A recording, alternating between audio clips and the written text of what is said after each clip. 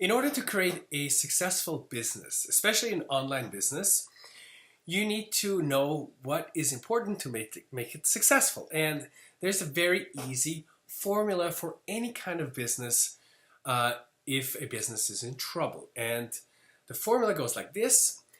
If you have a lack of sales, then your company's in trouble. And if you have high sales, then your company is doing fine. Everything else is commentary.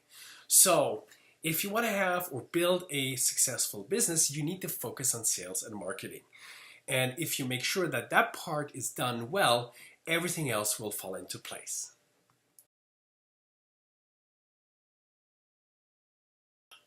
Now, why do products fail? Well, first of all, number one reason is because there's no target market. So if you don't get the target of your clients, the type of clients that you want to target right, then you will fail. So that's why the question, who is your customer, is the most important marketing question. Number two, you have no result, promise, or offer. Okay, so no benefit for the client. So if your marketing message isn't powerful, and if you don't have a promise in your offer, then people won't buy your products. It's as simple as that. So you need to have a powerful promise that gets people interested. Number three, often it's a poor name. Okay, so if your product title is not appealing, or it's boring, or it's complicated or confusing, then your products won't sell either. Number four is a good story. So you need to have a good story, and usually, stories of, you were failing or you had a hard time, but then you figured out something, and because of this, you were able to overcome these obstacles, and with this new product, now you're doing much better. So those kind of stories is what people need to hear. They don't need a perfect history. Sometimes how you failed before, but then changed your life and turned everything around is sometimes even more powerful. And then finally, fun and emotions. If your message isn't fun or emotional, if it's boring or dry, then you don't get anybody's attention. So lack of emotion will lead to a lack of sales.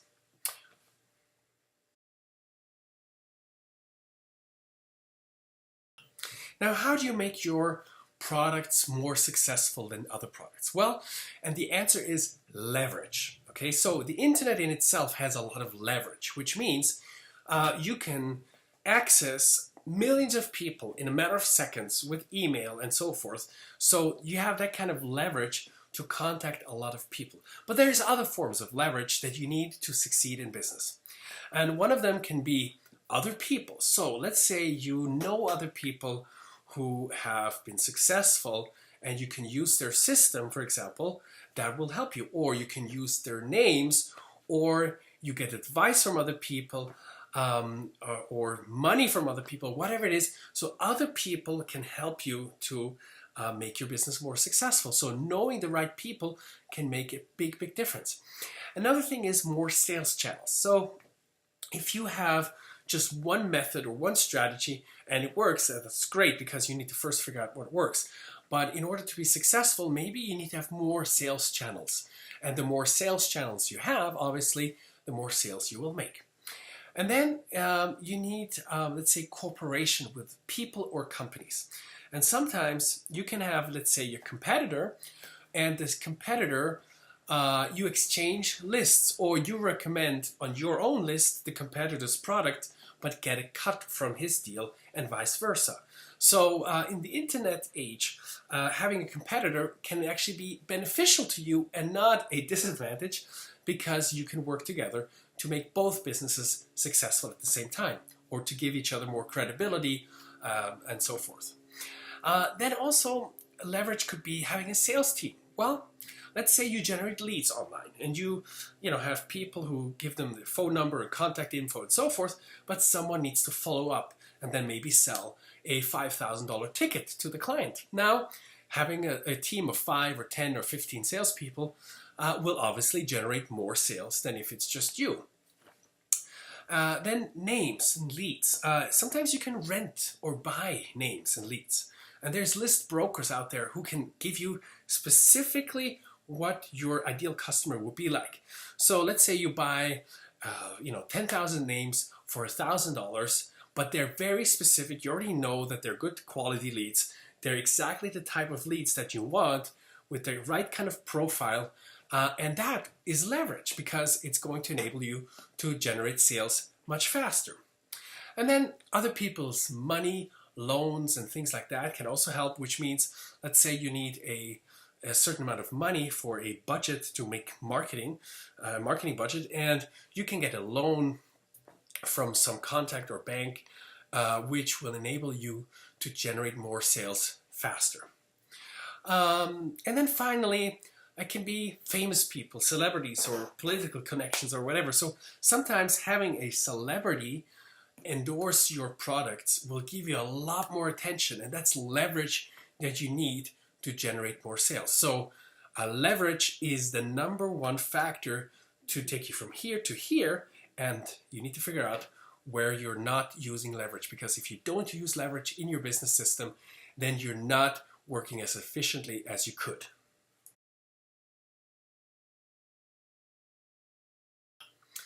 The next thing is I want to talk about sales teams. Sales teams are important because even if you are the best salesperson in the world, and let's say you make 200% the amount of sales than a regular salesperson will do, if you have 10 salespeople, they will still generate more money than if it's just you by yourself. So having a sales team can make all the difference. And what I would suggest is that you build a sales team regardless. You have still your efforts, you have the marketing efforts, but to support your whole process, I would suggest to have an additional sales team that can be on commission or however you want to organize that. And you start by getting a sales manager who will lead that team, who's responsible for the overall result, and who when you can create jobs and an opportunity for them to make money and to be successful as well. So creating a sales team is key in moving forward faster.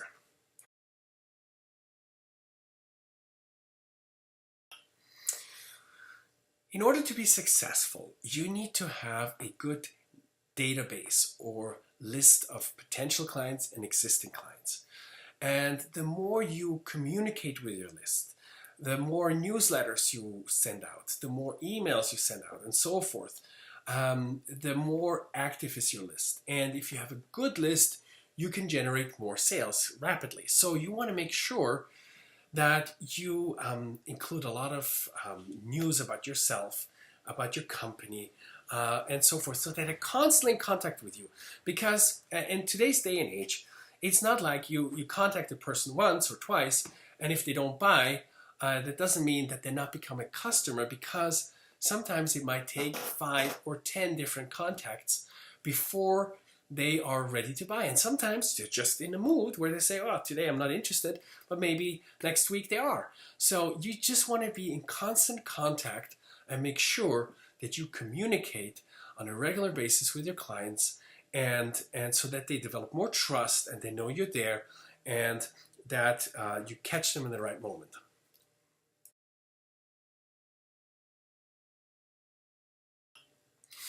Where should you advertise? Well, the logical answer is, where are most people hanging out these days? And the answer are Google and Facebook. Okay, so we have on Google, we have 3.5 billion searches every day, and on Facebook, over 1 billion users. So you want to make sure that you advertise where the people are, because that's where you can get the right kind of contacts. And also with Facebook, you can customize the amount of factors to really fit your ideal customer profile, so that, let's say you have males from the ages of 30 to 40, for example, and you can customize that, and let's say they're living in North America, and you can get exactly that kind of profile, and it increases your chances to generate sales.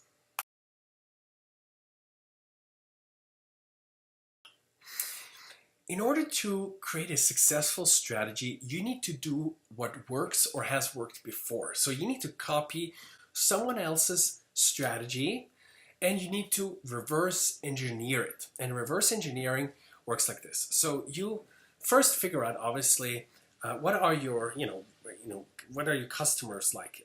What's the age, is there male or female, education, income, location, race, language, political views, hobbies, and so forth. And so you want to make sure that you target the right group, okay? So if you put, let's say, a product that's a supplement product for seniors with diabetes, and you give them, let's say, a fitness product, okay, it's not probably going to sell very much because older people with diabetes are not looking for the latest protein shake. So that's probably then the wrong kind of marketing group or target group that you're looking for. What you want to do is you want to put the right message in front of the right audience.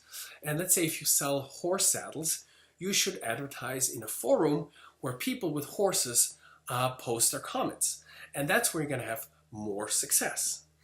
Now, then look at your offer. So what is your competitor doing? What is your competitor offering? And typically the main moneymaker is not going to be their first initial product. They will probably use a low-priced or even free offer first to get people in the door, but the real moneymaker will be further down the line, and that's why you must find out what is the entire let's say iceberg or the entire line of products before they actually, you actually go to the more expensive product. So sometimes it means you need to become a customer and buy all their products so you understand how their whole marketing process works and what their real money maker is. What is their main product that they sell where they make most money with?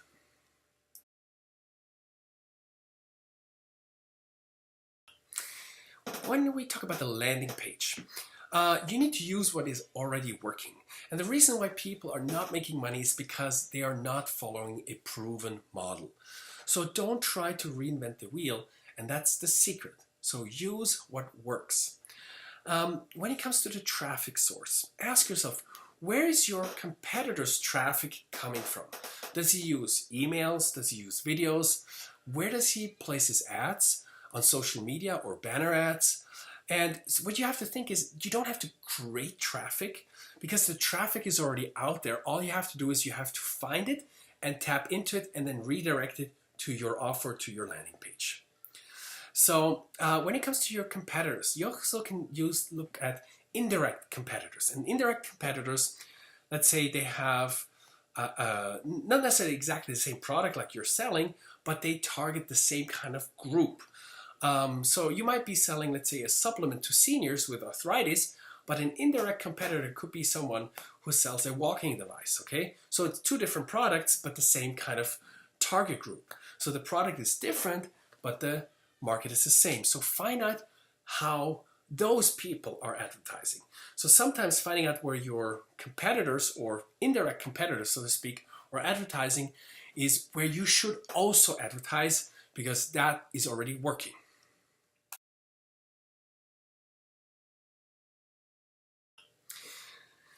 The bigger your list is, the bigger is your income. And here's an interesting statement from Russell Brunson, which really was an eye-opener for me. He found out that when he had a list of 200 names, he would generate $200 per month. And once he had a list of 1,000 names, he would generate $1,000 per month. And so when his list was 100,000 names, he would generate $100,000 per month. So you see, one name equaled $1 per month in sale. So if you make sure, you do a lot of other factors as well, but basically the bigger your list is, the bigger your income is if you do it the right way.